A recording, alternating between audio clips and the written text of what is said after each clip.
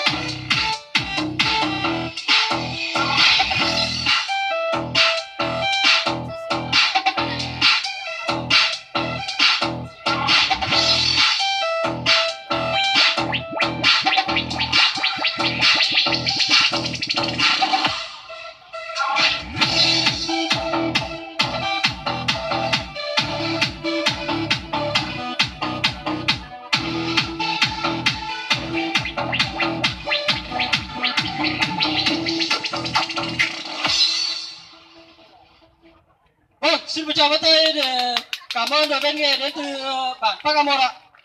Tiếp theo chương trình, ban tổ chức xin kính mời quý vị đại biểu chúng ta hãy cùng thưởng thức tiết mục văn nghệ.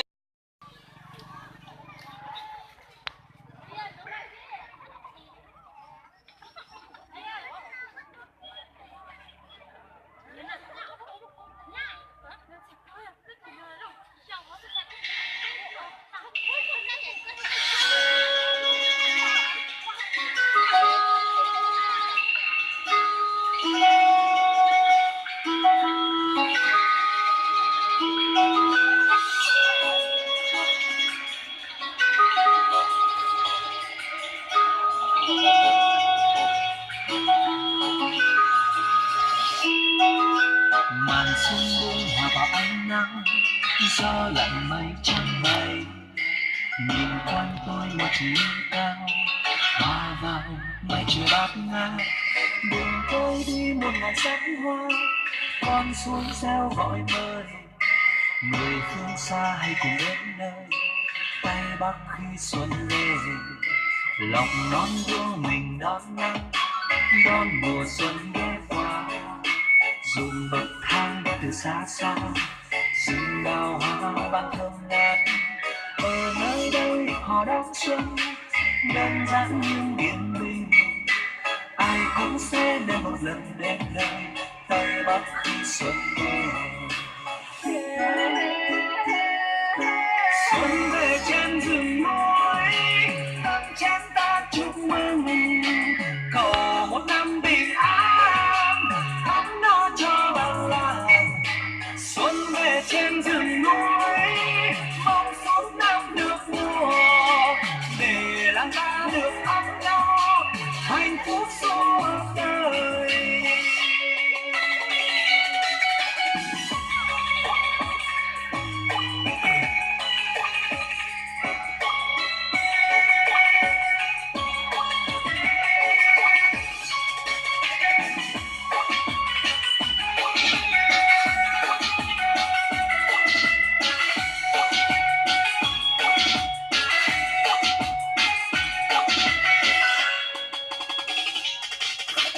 Màn xuân buông hòa vào ánh nắng, gió lạnh mây trắng bay. Nhìn quanh tôi một chùm núi cao, hòa vào mây trời bát ngát. Đường tôi đi một ngàn sắc hoa, con suối reo gọi mời. Người phương xa hãy cùng đến nơi Tây Bắc khi xuân lên. Lòng non vương mình đón nắng, đón mùa xuân ghé qua. Dùng bậc thang từ xa xa, rừng đào hoa vang thơm ngát. Ở nơi đây họ đón xuân, đơn giản nhưng yên bình. Ai cũng sẽ nên một lần đến nơi Tây Bắc khi xuân về. Xuân về trên rừng núi, nắng chén ta chúc mừng, cầu một năm bình an, ấm no cho bản làng. Xuân về trên rừng núi, mong suốt năm được mùa, để đàn ta được ấm no, hạnh phúc suốt đời. Xuân về trên rừng núi, nắng chén ta chúc mừng, cầu một năm bình an, ấm no cho bản làng. Xuân về trên rừng núi, mong suốt năm được mùa, để đàn ta được ấm no, hạnh phúc suốt đời.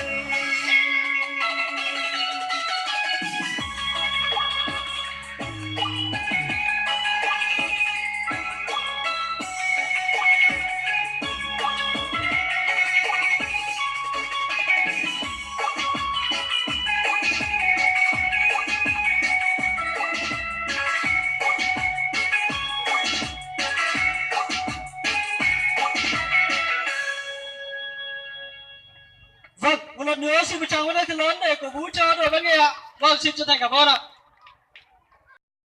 Cả nước đang tưng bừng đón xuân kỷ hợi năm 2019 và hướng tới kỷ niệm 89 năm ngày thành lập Đảng Cộng sản Việt Nam. Được sự nhất trí của Thường trực Đảng ủy, Hội đồng Nhân dân, Ủy ban Nhân dân xã Nacosa long trọng tổ chức chương trình Hội Xuân kỷ hợi năm 2019. Tới dự hội xuân hôm nay, ban tổ chức xin trân trọng giới thiệu có đồng chí Giàng A Tủa, Chủ tịch Ủy ban Nhân dân xã, đề nghị chúng ta nhiệt liệt chào mừng. Đến dự với hội xuân hôm nay, ban tổ chức xin trân trọng giới thiệu có đồng chí Hoàng A Dia, chuyên viên phòng văn hóa thông tin huyện Nậm Pồ. Một lần nữa đề nghị chúng ta nhiệt liệt chào mừng. Đến dự với hội xuân của chúng ta hôm nay còn có các đồng chí trưởng bản, các ban ngành đoàn thể xã. Một lần nữa đề nghị chúng ta nhiệt liệt chào mừng. Và nhiệt liệt chào mừng hơn nữa là các đội văn nghệ đến từ 11 trên 11 bản của xã Nacosa. Một lần nữa đề nghị chúng ta nhiệt liệt chào mừng. Tới dự hội xuân của chúng ta hôm nay, ban tổ chức xin trân trọng kính mời đồng chí Giàng A Tủa, Chủ tịch Ủy ban Nhân dân xã lên khai mạc hội xuân. Xin trân trọng kính mời đồng chí.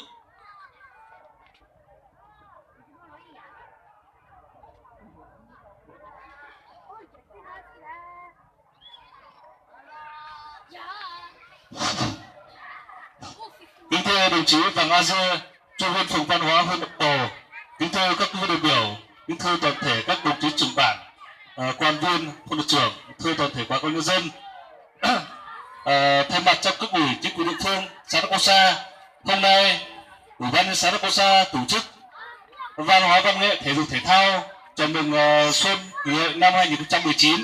Thì lời đầu tiên cho phép tôi được kính chúc tất cả bà con nhân dân cùng toàn thể các bậc phụ huynh học sinh bước sang năm mới có sức khỏe mới và luôn hoàn thành nhiệm vụ phát triển kinh tế xã hội của địa phương ngày một phát triển đi lên. Sau đây thì tôi cũng là một người Mông thôi. Thì xin phép các đồng chí đại biểu cũng như là bà con nhân dân, tôi xin phép được nói một vài tiếng dân tộc cũng là bà con nhân dân của xã Nacosa. Thì cuối cùng Mông giờ thì Mông nói thì nó là bên lúc xã tổ chức văn hóa văn nghệ chào mừng kỷ niệm các cái ngày lễ lớn như là ngày mùng 3 tháng 2 ngày thành lập Đảng. Ta sẽ tổ chức văn hóa văn nghệ giao lưu giữa các bản và tổ chức trò chơi dân gian như là kéo co đẩy gậy này, đầu tư lưu chuyền bóng tê ấy lên từ nó là cú của họ nó trên cơ sở là nó là rất là phải ô dung ấy, ô dung tinh thần là phải ô dung mà nó chứng mô linh từ trong quá trình thi đấu mà chứng mô linh từ bị chấn thương và tai nạn thế lên rồi ấy thì đó là cho tôi sẽ rất là lớn mà cái tổ chức nó là rất là tham gia thì phải cố gắng hết sức tham gia cho cổ rông ấy nhưng mà sao giờ khó rông nữa đây khó luôn mà của hạt cho rất là luôn mà khó cười tham gia luôn mà tham gia để cho vui thôi đấy, tham gia để cho vui mà sau khi thì tham gia xong thì lên từ tàu giải luôn thì quý khó rông lên từ tàu giải luôn thì bị xong để sử dụng lô ha nữa đấy, sử dụng lô ha sẽ lô đéo mong cứ chợt lô ha nữa nhiều do tôi tham gia cho của một cái lò rể ha chúng nó nhiều lúc do từ tàu giải đó là lùi xong thì cho sử dụng sẽ nhiều lúc do phụ yếu tàu giải nhỏ là lúc do đấy rồi thì của sau khi tổ chức xong thì nó là chỗ là chỗ chứa chỗ Minho chỗ là chỗ chứa hà chỗ Minho đó là một cỡ nó cần tới chuyện chế thế của tôi phải máng mông ấy sao mừng chính chẳng thì tàu chế thế thì nó lúc chơi nó thì chưa là sự trông ha lên đây hà tôi chỗ là chỗ chứa chỗ nhiều chúng tôi tổ chơi chúng tôi tổ chung chúng tôi tổ chung cái chế thì cũng phải chuyện chế cũng phải máng mông đấy rồi chúng ta mời cầu chế thế rồi chúng mày cảnh sát giao thông cô tổ trong dịch tên nó cô tổ kiểm tra cho chủ cảnh sát giao thông hồ lửa ha mà nó sự tròn nhỉ cho dù cho mình nhiều ha dù cho đã cho chứa lúc sáng nó rồi tôi mà cũng thay mặt cho đảng ủy hội đồng dân ủy ban nhân xã Nacosa mà cũng từ mùa lúa lên xưa thì tiếp theo nội dung chương trình thì nó là cho đội văn nghệ cho do cõi đôi giò rất là tham gia giao lưu văn nghệ rồi là buổi chiều thì sẽ thi đấu các cái môn thể thao dân gian lên đây mà ô tô của rông đồng lên ở liên của Hà Lê Sơ. Vâng, một lần nữa ban tổ chức xin trân trọng cảm ơn những lời phát biểu chỉ đạo chân thành của đồng chí Giàng A Tủa.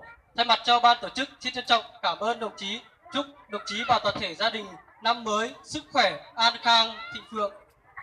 Vâng, không để quý vị đợi lâu nữa, chương trình văn nghệ chào mừng xuân năm 2019 xin phép được bắt đầu. Tiết mục đầu tiên là tiết mục múa đến từ đội văn nghệ của bản Hội Thủng 2 ạ. Xin một tràng vỗ tay cổ vũ cho đội văn nghệ bản Hội Thủng 2 ạ.